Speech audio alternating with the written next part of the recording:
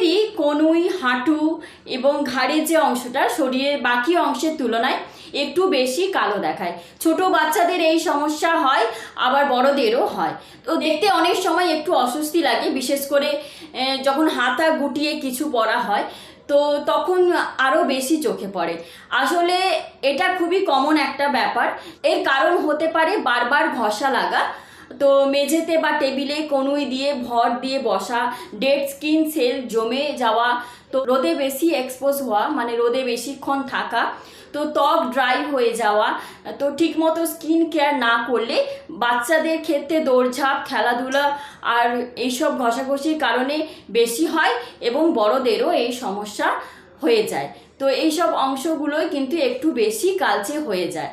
তো তাই আজকে আমি শেয়ার করছি একটা সহজ ঘরোয়া রেমেডি, যেটা এই অংশগুলোকে পরিষ্কার রাখতে এবং ডেড স্কিন দূর করতে আর ধীরে ধীরে একটু উজ্জ্বল ও নরম দেখাতে সাহায্য করবে। তবে মনে রাখবে যে একদিনে ম্যাজিকের মতো ফল পাওয়া যাবে, কিন্তু সেটা নয়।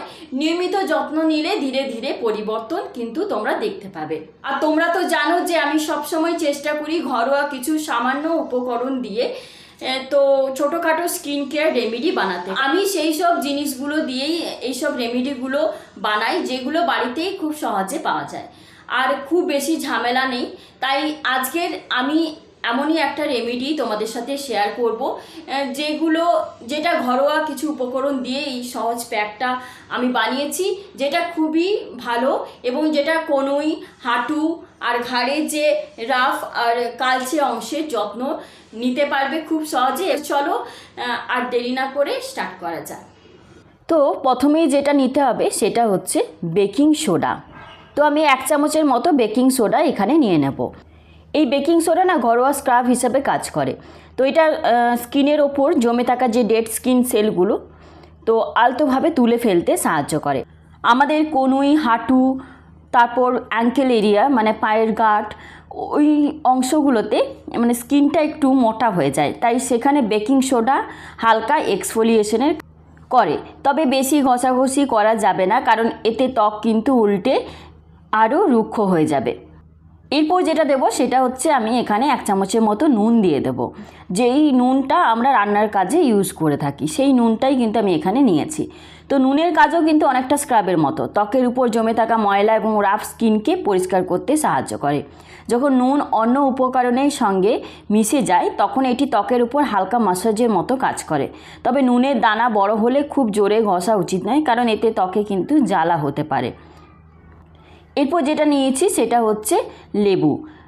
তো লেবু প্রায় সবার বাড়িতেই থাকে, স্কিন কেয়ারে অনেক দিন ধরেই ব্যবহার হয়ে আসছে এই লেবুর প্রাকৃতিক অ্যাসিড থাকে, যা ত্বকের উপর জমে থাকা ডেড স্কিন ময়লা পরিষ্কার করতে সাহায্য করে। বিশেষ করে কনুই, হাঁটু, তারপর ঘাড়ের পেছনের মতো জায়গাগুলোতে অনেক সময় মরা চামড়া জমে যায়, তখন লেবু সেই অংশটাকে একটু ফ্রেশ ও পরিষ্কার করতে সাহায্য করে। আর যাদের ত্বক খুব সেনসিটিভ তারা অবশ্যই সাবধানে ব্যবহার করবে। এরপর যেটা আমি ইউজ করব সেটা হচ্ছে এখানে আমি কোলগেট মানে টুথপেস্ট নিয়ে নিয়েছি, যেটা হোয়াইট সেটাই নিতে হবে।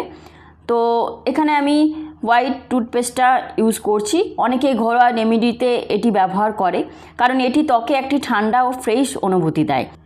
তবে এটা খুব অল্প পরিমাণে ব্যবহার করবে, যদি জ্বালা বা অস্বস্তি হয় তাহলে কিন্তু সঙ্গে সঙ্গে ধুয়ে ফেলতে হবে।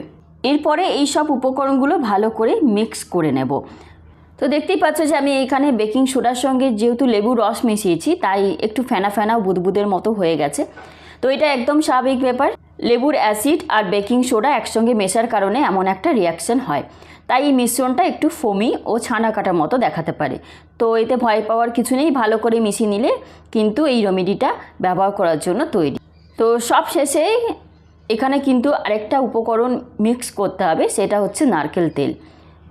তো এতগুলো উপকরণের মধ্যেও নারকেল তেল কিন্তু ত্বককে ব্যালেন্স রাখতে সাহায্য করে, কারণ স্ক্রাবিংয়ের পর অনেক সময় ত্বক ড্রাই হয়ে যায়। তো নারকেল তেল ত্বককে কিন্তু নরম ও মসৃণ ও ময়শ্চারাইজড রাখতে সাহায্য করবে। এছাড়াও এই মিশ্রণটাকে ত্বকের উপর সহজে লাগাতেও সাহায্য করে। তো আমি আবারও বলছি, যে কোনো ঘরোয়া রেমেডি ব্যবহার করার আগে ছোট একটি জায়গায় টেস্ট করে নেবে, প্যাচ টেস্ট, তারপরে গিয়ে এটা স্কিনের মধ্যে অ্যাপ্লাই করবে। যেই জায়গাগুলো তোমার ধরো স্কিনটা একটু মোটা হয়ে গেছে এবং কালো হয়ে গেছে, তো এটাকে তোমরা চেষ্টা করবে স্নানের আগে অ্যাপ্লাই করার। আর সপ্তাহে 2 দিন করবে, দেখবে ধীরে ধীরে কিন্তু যেই সব জায়গাগুলো আমাদের যেমন কনুই, হাঁটু, তারপরে অ্যাঙ্কেল এরিয়া, ঘাড়, এগুলো যে কালচে হয়ে গেছে, তো সেগুলো কিন্তু আস্তে আস্তে চলে যাবে। একটা খুব গুরুত্বপূর্ণ কথা বলি, শুধু এই রেমেডিটা লাগালেই কিন্তু হবে না, আমাদের কিছু অভ্যাসও বদলাতে হবে। যেমন অনেকেই পড়াশোনা করার সময় বা বসে গল্প করার সময় কনুইয়ের উপর ভর দিয়ে অনেকক্ষণ বসে থাকি বা অনেকক্ষণ বসে থাকে। তো আবার কেউ কেউ যে হাঁটুর উপর ভর দিয়ে বসা, এই অভ্যাসগুলো কিন্তু চেঞ্জ করতে হবে। যেমন এইভাবে যদি আমরা কনুইয়ের ভরে বা হাঁটুর ভরে বসি বা কনুইয়ের ভর দিয়ে থাকি, তো এইভাবে যে ফ্রিকশনটা হচ্ছে কিন্তু ধীরে ধীরে ত্বককে আরও রুক্ষ বা কালচে করে দিতে পারে। তাই সত্যি কনুই, হাঁটু বা ঘাড়ের যে কালচে দাগ যদি কমাতে চাও, তাহলে রেমেডির পাশাপাশি এই ছোট ছোট অভ্যাসগুলোর দিকেও নজর দিতে হবে।